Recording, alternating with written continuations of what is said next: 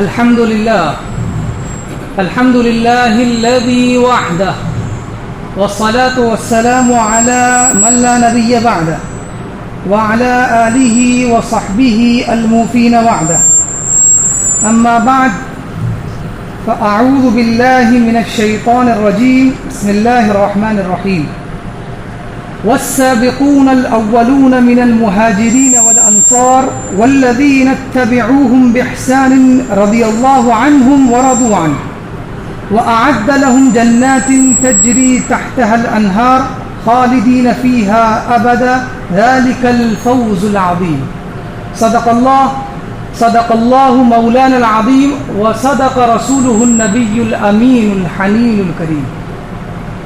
آئیے کچھ عرض و معروف سے پیش کر درود پاک کا نذرانہ پیش کریں اور پڑھیں باواز بلند. اللہم صلی علی سیدنا و مولانا محمد وعلی آل سیدنا و مولانا محمد بارک وسلم صلاۃ و سلاما علیک یا رسول اللہ صلی اللہ تعالی علیہ وسلم.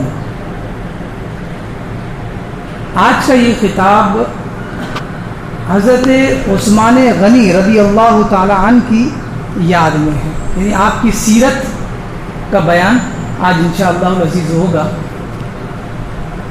میں نے آیت کریمہ جو تلاوت کی، اللہ تبارک و تعالی ارشاد فرماتا ہے والسابقون الاولون من المہاجرین والانصار. وہ مہاجرین اور انصار ہیں اور وہ لوگ ہیں جنہوں نے نبی پاک صلی اللہ علیہ وسلم کی ان کی اتباع کی، وہی سابقون الاولون ہیں. رضی اللہ عنہم ورضوا عنہ. اللہ ان سے راضی ہو گیا اور وہ اللہ سے راضی ہو گئے. وَأَعَدَّ لَهُمْ جَنَّاتٍ. اور اللہ نے ان کے لیے جنت تیار کر رکھی ہے، تجری تحتها الانہار، جس کے نیچے نہریں جاری ہے، خالدین فیہا ابدا، اور وہ اس میں ہمیشہ رہیں گے. ذَلِكَ الْفَوْزُ الْعَظِيمُ.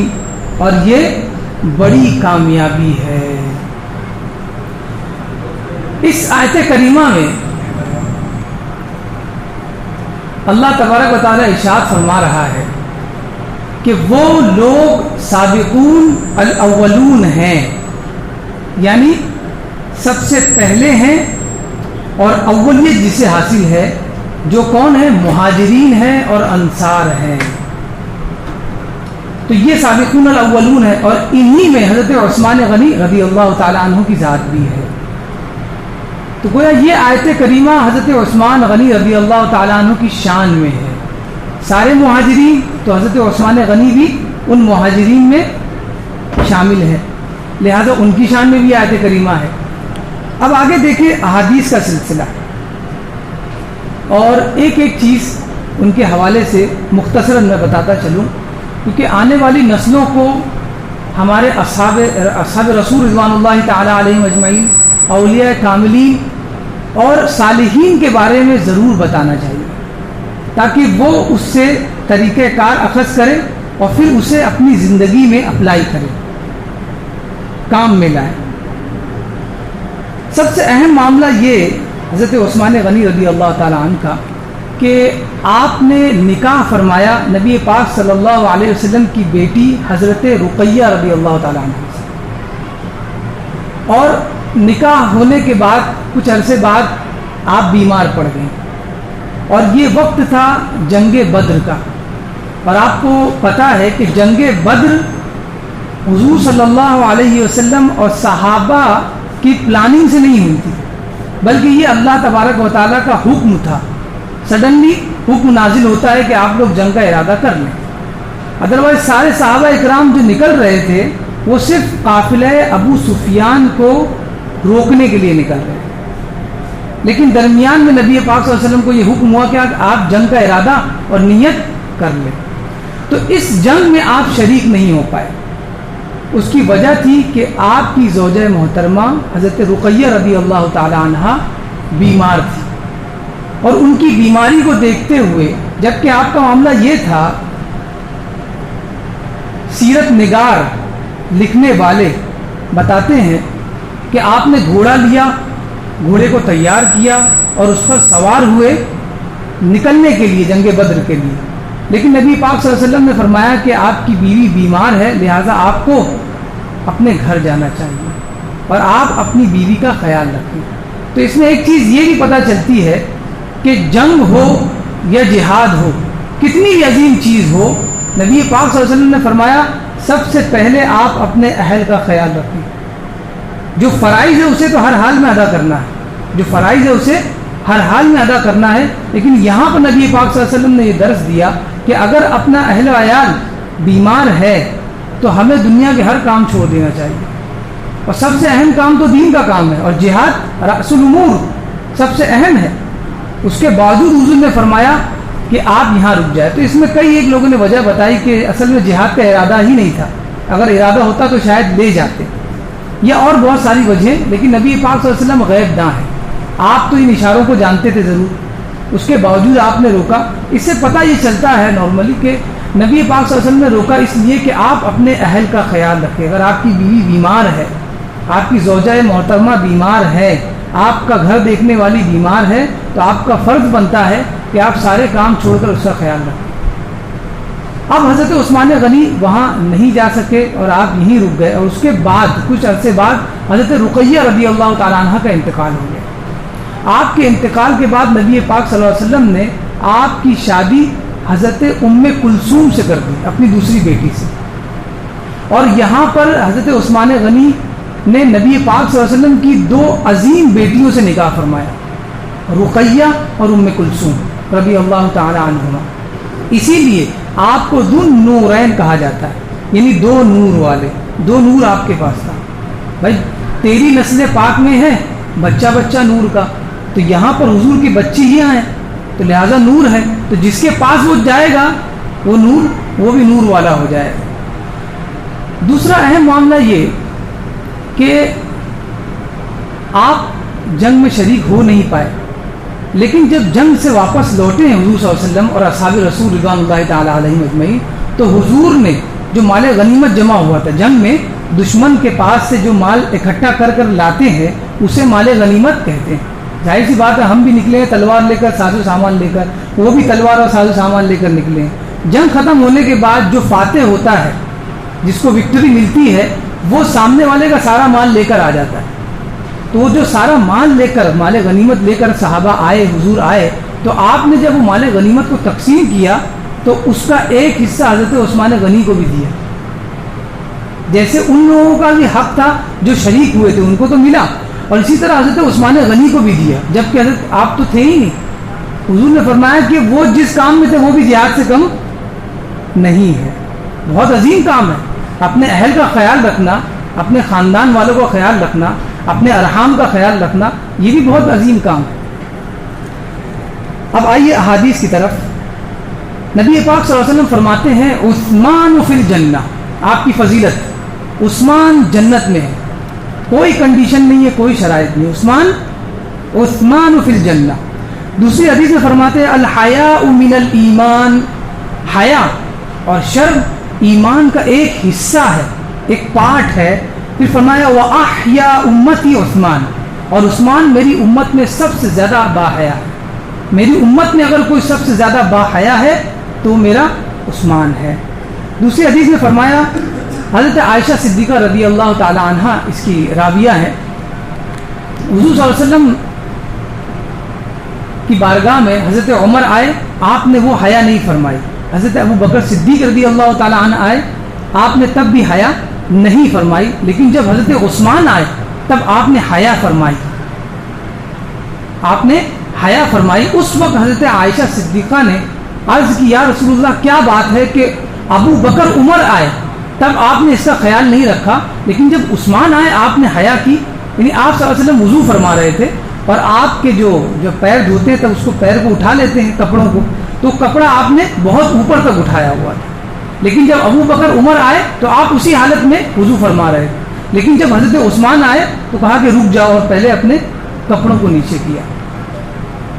اور پھر حضور صلی اللہ علیہ وسلم نے فرمایا، جب حضرت عائشہ نے صدیقہ رضی اللہ تعالی عنہ نے یہ اعتراض کیا کہ حضور ابو بکر عمر آئے تب آپ نے حیا نہیں فرمائی اور عثمان کے آنے پر حیا کیوں فرمائی، تب آپ نے فرمایا الا استحیی من رجل تستحیی منہ الملائکہ، کیا میں اس شخص سے حیا نہ کروں جس سے فرشتے حیا کرتے ہیں؟ حضرت عثمان کا یہ مقام تھا، حیا کا یہ مقام تھا. تو اس سے ہمیں سبق ملا کہ ہمیں ان معاملات میں کتنی حیا کرنی چاہیے. اللہ تبارک و تعالیٰ ہم سب کو اس چیز کی توفیق عطا فرمائے. اب یہاں پر سب سے اہم رکن جو ہم جانتے بھی ہیں حضرت عثمان غنی کو، اس رکن سے سخاوت. عثمان غنی کی سخاوت کا کیا عالم تھا. ایک حدیث میں ہے نبی پاک صلی اللہ علیہ وسلم غزوہ تبوک، جس کو جیش العسرہ کہا گیا، تبوک ایک جگہ کا نام ہے عرب میں، اس جگہ پر ایک جنگ ہونی تھی، تو اس جنگ کا ہی نام تبوک رکھ دیا گیا. ہر جنگ کا نام اس جگہ کے اعتبار سے ہے جہاں پر وار ہوتی ہے. تو یہ جنگ تبوک اس کا نام تھا، اور یہ جیش العسرہ کہا گیا. یعنی اس لشکر کو کے سارے ساز و سامان جمع کرنے میں بہت تکلیف ہوئی، کیونکہ اس وقت مال اور دولت کے اعتبار سے بہت لوگ کم تھے، اور جو سامنے جو لشکر تھا وہ روم کا لشکر تھا. روم کا لشکر اس وقت سپر پاور تھا. دو ہی لشکر تھے، فارس یا روم، وہی سپر پاور تھے اس وقت. اور ان سے لڑنے کے لیے کون جا رہے تھے؟ عرب میں رہنے والے وہ لوگ جن کے پیٹ پر 2 پتھر بندھے ہوئے. تو پتہ یہ چلا کہ آپ کا دشمن کتنا بھی طاقتور ہو، آپ کو اس وقت ڈرنا چاہیے جب آپ حق پر نہ ہو. اگر آپ حق پر ہیں تو آپ کے کپڑے بھی پھٹے ہو تب بھی آپ کو ڈرنا نہیں چاہیے، اس لیے کہ جب حق اور باطل لڑتا ہے تو ہر حال میں باطل ہی نیچے جاتا ہے اور حق اوپر آتا ہے. اس لیے کہ ایسا نہیں ہو سکتا کہ 2 گروہ لڑ رہے ہو اور دونوں حق پر ہو، ایسا کبھی نہیں ہو سکتا. یہ فطرت ہے کہ 2 گروہ اگر لڑ رہے ہوں تو اس میں ایک ہی حق پر ہوتا ہے، اور جو جیتتا ہے وہی اس کو حق ملتا ہے. یہاں پر یہ بتایا کہ اس جنگ میں سب شریک ہو رہے ہیں. اب حضور صلی اللہ علیہ وسلم نے فرمایا کہ اس جنگ کے لیے ہمیں تیاری کرنی ہے، اور صحابہ اکرام اپنی استطاعت کے اعتبار سے چندہ دے رہے ہیں، پیسہ جمع کر رہے تھے حضور کی بارگاہ میں. ہر آدمی اپنی استطاعت کے اعتبار سے پیسہ دے رہا تھا. حضرت عثمان کی استطاعت جو تھی آپ نے اس اعتبار سے دیا. آپ نے تقریباً 1000 دینار لیا اور حضور کی بارگاہ میں پہنچے اور حضور کی گود میں ان 1000 دینار کو پھیلا دیے. 1000 دینار مکہ مدینہ میں کسی کے پاس نہیں ہوگا، اور آپ نے اسے چندے میں دیا. اس قدر قیمتی انسان تھے، اس قدر غنی تھے. اس کو اسی کو غنا کہتے ہیں. یہ ایک چیز آپ سمجھ لیں، عربی میں غنی کا مطلب مالدار نہیں ہوتا ہے. کوئی اگر سمجھتا ہے کہ غنی کا مطلب مالدار ہے تو وہ بالکل غلط ہے. غنی کا مطلب مالدار نہیں ہوتا ہے. مالدار کی عربی ثری آتی ہے، ثرا یا ثری، اسی سے ثروت، مال، ویلتھ، یہ ہوتا ہے مالدار، ثری. اور غنی پھر کسے کہتے ہیں؟ غنی کہتے ہیں دلدار کو. غنی کسے کہتے ہیں؟ دلدار کو. مال ہو نہیں ہو مگر دل ہونا چاہیے. مسجد کی بات آ رہی ہے، مدرسوں کی بات آ رہی ہے، تو آپ دل کا حال دیکھیں کہ ہمارا دل کیا کہہ رہا ہے. مال مت دیکھیں کہ مال اجازت دے رہا ہے کہ نہیں دے رہا ہے، کہ میرے پاس اتنا پیسہ ہے نہیں ہے. حضرت عثمان غنی نے 1000 دینار حضور کی بارگاہ میں رکھ دیا، آپ کی گود میں ڈال دیا. اب اس کے بعد راوی ہے عبد الرحمن، آپ فرماتے ہیں میں نے حضور کو دیکھا کہ آپ ان دینار کے ڈھیر کو جو آپ کی گود میں پڑا ہوا تھا اس میں ایسے ہاتھ ڈالتے اور دینار کو اوپر اٹھا کے اس کو پلٹتے، دینار کو پلٹتے جاتے اور فرماتے. یہ بہت ہی تاریخی جملہ تھا حضرت عثمان رضی اللہ تعالیٰ عنہ کے لیے، اور بشارت تھی ما ضر عثمان ما عمل بعد اليوم. حضور نے ان دینار کو دیکھا اور فرمایا آج کے بعد عثمان جو بھی کرے اسے کوئی نقصان نہیں ہوگا. اس کے پچھلے گناہ بھی بخش دیے گئے، آنے والے گناہوں کو بھی میں نے بخش دیا، اللہ تبارک و تعالیٰ نے بخش دیا. آج کے بعد عثمان کچھ بھی کرے کوئی بھی اسے نقصان نہیں پہنچا پائے گا اس کا عمل. یہ نبی پاک صلی اللہ علیہ وسلم کی بشارت تھی. اور میں نے پہلے حدیث پڑھی جس میں فرمایا عثمان فی الجنہ، تو جنت میں جائے گا کون؟ جس کے سارے اعمال گناہوں کو بخش دیا گیا ہوگا، جو مغفور ہوگا. اچھا، ایک یہ بات بہت عام ہے لوگوں کے درمیان، شاید آپ لوگ تک بھی پہنچی ہوگی، سوشل میڈیا بہت فاسٹ ہو گیا اس دور میں، کہ حضرت عثمان غنی رضی اللہ تعالی عنہ کا بینک اکاؤنٹ ہے عرب کنٹری میں. کسی نے سنا ہے؟ یہ بہت خبر عام ہو گئی ہے کہ حضرت عثمان غنی رضی اللہ تعالی عنہ کا آج بھی بینک اکاؤنٹ ہے سعودی عرب میں.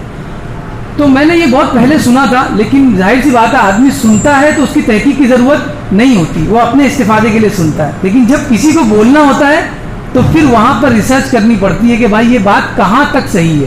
ظاہر سی بات ہے کوئی مجھ سے سن رہا ہے اور کان لگا کر سن رہا ہے تو پھر میری ذمہ داری ہے کہ میں اس کی ریسرچ کروں۔ تو میں نے انٹرنیٹ پہ تلاش کیا تو مجھے یہ ملا، ایجنسی جو سعودی نیوز ایجنسی ہے اس کی خبر، اب وہ کہاں تک صحیح ہے وہ وہی جانتی ہے، اور ایجنسیاں خبر کے اعتبار سے ٹھیک ہوتی ہیں، خبر بنانے میں لوگوں کا ہاتھ ہوتا ہے لیکن جو خبر ریلیز ہوتی ہے وہ اس حد تک کی ٹھیک ہوتی ہے۔ تو سعودی نیوز ایجنسی نے کہا ہے کہ حضرت عثمان غنی رضی اللہ تعالی عنہ کا جو بینک اکاؤنٹ ہے، اصل کی اس کی حقیقت یہ ہے کہ بیر روما ایک کنواں تھا نبی پاک صلی اللہ علیہ وسلم کے زمانے میں، جس کنویں کا مالک ایک یہودی تھا، اور وہ یہودی اس کنویں کا پانی مدینہ کے رہنے والوں کو پیسے کے عوض میں دیتا تھا۔ تو حضرت عثمان نے اس سے آدھا کنواں خرید لیا اور آدھا کنواں ہمیشہ کے لیے کیا کر دیا، فری کر دیا۔ تو معاملہ یہ ہوا کہ ایک دن یہودی کا اور ایک دن حضرت عثمان کا، تو جس دن حضرت عثمان کا دن آتا تھا اس دن کنواں سب کے لیے کیا ہو جاتا تھا، فری ہو جاتا تھا، اور سب کنویں سے پانی لے کر چلے جاتے تھے، ان کو کوئی فرق نہیں پڑتا تھا۔ اور پتہ نہیں کتنا مال دیا ہوگا اس کنویں کو خریدنے کے لیے، یہودی کم میں تو راضی نہیں ہوا ہوگا۔ جس دن حضور صلی اللہ علیہ وسلم کا دور تھا نا، جس وقت میں آپ کو یہ ایک تھوڑا جنرل نالج بتاؤں، جو حضور کا دور تھا نا، اس وقت یہودیوں کے گھر جو ہوتے تھے وہ قلعے کی طرح ہوتے تھے، مضبوط گھر، یعنی جو ہم لوگ آج ٹائلس لگا کے فخر کر رہے ہیں، وہ حضور کے ٹائم میں ان لوگوں کے گھروں میں پکے گھر ہوتے تھے، قلعے کے گھر ہوتے تھے، بنو قریظہ بنو نذیر سب کے اپنے اپنے قلعے ہوتے تھے، یعنی اتنا وہ لوگ اپ گریڈ تھے۔ ظاہر سی بات ہے سارے انبیاء انہی کی نسلوں میں آئے، سارے انبیاء انہی کی نسلوں میں آئے، تو انبیاء جس جگہ زیادہ آئیں گے ظاہر سی بات ہے وہاں علم بڑھے گا، ثقافت بڑھے گی، تو وہ لوگ بہت آگے تھے۔ تو آج کا جو دور ہے جس میں ہم لوگ جی رہے ہیں، سوچئے کتنا آگے ہوں گے وہ دماغ کے اعتبار سے، ظاہر سی بات ہے۔ تو ہم بھی آگے ہو سکتے ہیں، اس لیے کہ آگے ہونے کے لیے ہمارے پاس ایک بہت عظیم چیز اللہ نے دی ہے، وہ ہے قرآن مجید، لیکن ہم اسے صرف کھولتے اس وقت ہے جب ہمارا کوئی چلا جاتا ہے، جب چلا جاتا ہے تبھی اس کی یاد آتی ہے، اور اگر کوئی نہیں جاتا ہے تو وہ بھی بہت اچھی طرح سے دھول کھاتا رہتا ہے۔ تو جب تک وہ دھول کھاتا رہے گا اتنی ہی دھول ہمارے سینے پہ بھی جمع ہوتی رہے گی۔ ان شارٹ بتاؤں کہ وہ نیوز ایجنسی نے بتایا کہ جو بیر روما جو حضرت عثمان غنی نے خریدا تھا، تو اس کے بعد اس یہودی نے کہا کہ بھائی عثمان تم مجھ سے پورا لے لو، یہ کیا ایک دن تم پورا دے دیتے ہو، سب جمع کر لیتے پانی، دوسرے دن کوئی خریدنے ہی نہیں آتا ہے پانی تمہاری سخاوت کے چکر میں۔ تو انہوں نے پورا کنواں خرید لیا۔ اب اس کے بعد ہوا یہ کہ وہ کنواں چلتا ہوا آیا ان کے نسلوں میں، اور اس کے بعد وہاں کی جو انوائرمنٹ کا جو وزارت انوائرمنٹ ہے وہاں سعودی میں، انہوں نے اس کنویں کو بھاڑے پر لے لیا اور اس کو چلانے لگے، اس کا بھاڑا دینے لگے۔ تو اس کنویں سے جو پانی نکلتا تھا اس کے گرد کی وادی کو اس کو سیراب کرتے، یہ میں خبر بتا رہا ہوں، اور اس وادی کو سیراب کرتے کرتے وہ وادی کا جو ایریا تھا اس کو بھی خریدتے چلے گئے اسی پیسے سے جو بھاڑے کا پیسہ تھا، اور وہ خریدتے خریدتے جو ہے وہ زمین پر تقریباً 15,500 کھجور کے درخت لگے ہوئے، 15,500 کھجور کے درخت لگے ہوئے، اور آج بھی اس پیسے کو جمع کیا جا رہا ہے، جمع کرتے کرتے اب اسے بینک اکاؤنٹ کی شکل دے دی گئی ہے، اب ایک باقاعدہ اکاؤنٹ ان کا بنا ہوا ہے۔ میں نے اور بھی خبریں سنی لیکن اس کی تحقیق نہیں ہے کہ وہ 5 اسٹار ہوٹل کی شکل میں بھی وہ پیسہ انویسٹ ہو رہا ہے اور 5 اسٹار ہوٹل اس کی بن رہی ہے، یہ تو اللہ ہی جانتا ہے، لیکن ہمیں یہ جاننا کافی اتنا ہے کہ کچھ زمانے میں 1400 سال پہلے جو خرچ ہوا تھا وہ آج تک موجود کیسے ہو سکتا ہے؟ تو اس کی مثال یہ سب سے عظیم ہے۔ میں نے اس سے پہلے ایک حدیث بیان کی تھی شاید مال خرچ کرنے کے حوالے سے، کہ یاد رکھو حضور صلی اللہ علیہ وسلم نے فرمایا ہے کہ جو مال تم اللہ کی راہ میں دیتے ہو تو اس مال کو اللہ تبارک و تعالیٰ رکھ لیتا ہے۔ یہ حدیث مجھ کو یاد، اس کا مفہوم میں بیان کر رہا ہوں، اس مال کو اللہ تعالیٰ رکھ لیتا ہے۔ تو جس طرح تم ایک بچے کو پالتے ہو اسی طرح اللہ تبارک و تعالیٰ اس مال کو پالتا ہے، پھر وہ مال جب پہاڑ کی طرح ہو جاتا ہے تب وہ تمہیں لوٹا دیتا ہے۔ یہ اللہ تبارک و تعالیٰ کا سسٹم ہے، بس دینے والے کو اس پر ایمان ہونا چاہیے۔ اللہ تبارک و تعالیٰ کی بارگاہ میں دعا ہے کہ ہمیں حضرت عثمان غنی رضی اللہ تعالیٰ عنہ کی سیرت پر عمل کرنے کی توفیق عطا فرمائے۔ وما علینا الا البلاغ۔